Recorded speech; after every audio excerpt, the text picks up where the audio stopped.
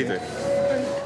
His name is now one of the favorites to win the Dutch elections.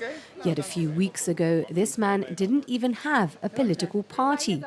To capitalize on his favorable ratings, the candidate has come out to campaign at this shopping center on the outskirts of Amsterdam. Dat is een mooie foto. Dat is een mooie foto, ja, dat vond ik zelf ook. Ja, daar hebben ze hem op gekozen. Okay. Want die ballen onder de ogen zie je nog niet van de campagne en zo. Formerly an MP for the centrist Christian Democrats, Pieter Omtzigt created his party, New Social Contract, just 3 months ago. Some see in him a future Dutch Macron. The thing that is a little bit the same is that we're relatively centrist in policies, so protecting working class and trying to limit migration. So it's a new movement which doesn't start from the extremes of the Dutch politics, but from the center of Dutch politics.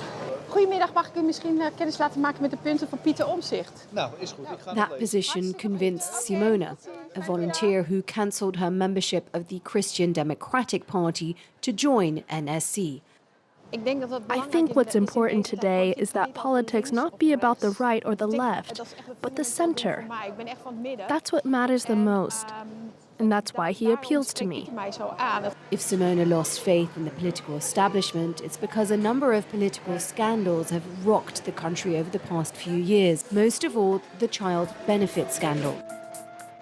For over a decade, thousands of families were ruined after having been accused of fraud by the tax authorities.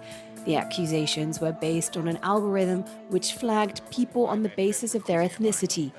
Pieter Omtzigt has promised to reform Dutch institutions, but for many, it's difficult to trust a political figure.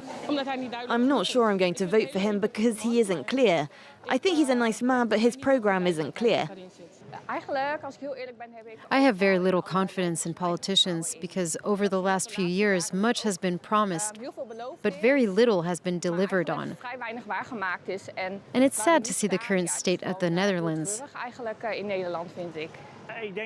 I think you need more than 4 years to change the government, especially because many people who've been there for a long time will still remain.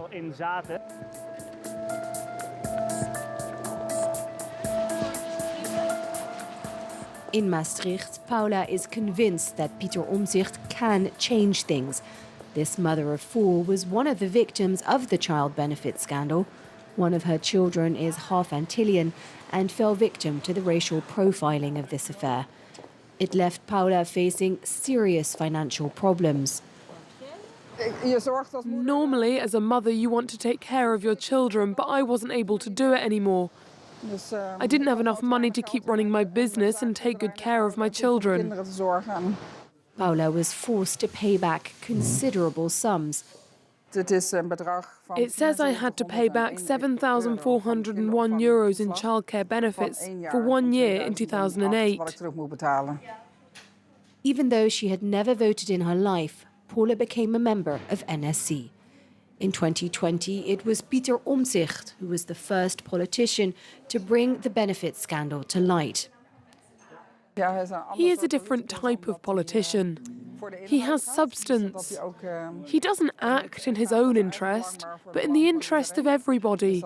And he thinks about a larger context. That's what I really like.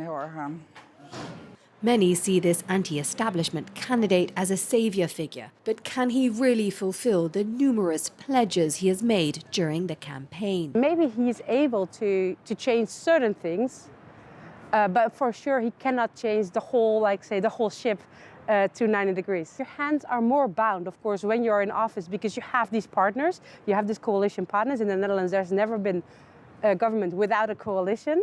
So he will be bound to certain things by the coalition agreement if he sets into government. On Europe, the candidate defends the idea of being able to opt out of certain EU policies. Vincent lives in Brussels but has joined the list of NSE. If elected, he will quit his job as a European civil servant. According to him, the Netherlands should focus on budgetary rigour. He wants no more talk of common debt, such as finance the post-COVID recovery. It was important to quickly do something and do it collectively. So as an exception, as a crisis measure at the time, it was probably a good idea. But to turn this into something more structural would be a bad idea, because it would probably change the way maybe member states behave and position themselves, and therefore would negatively affect financial discipline. The party also wants a stricter migration policy, even within the European Union. These ideas are allowing NSC to attract potential voters from all sides, well beyond the centrist family.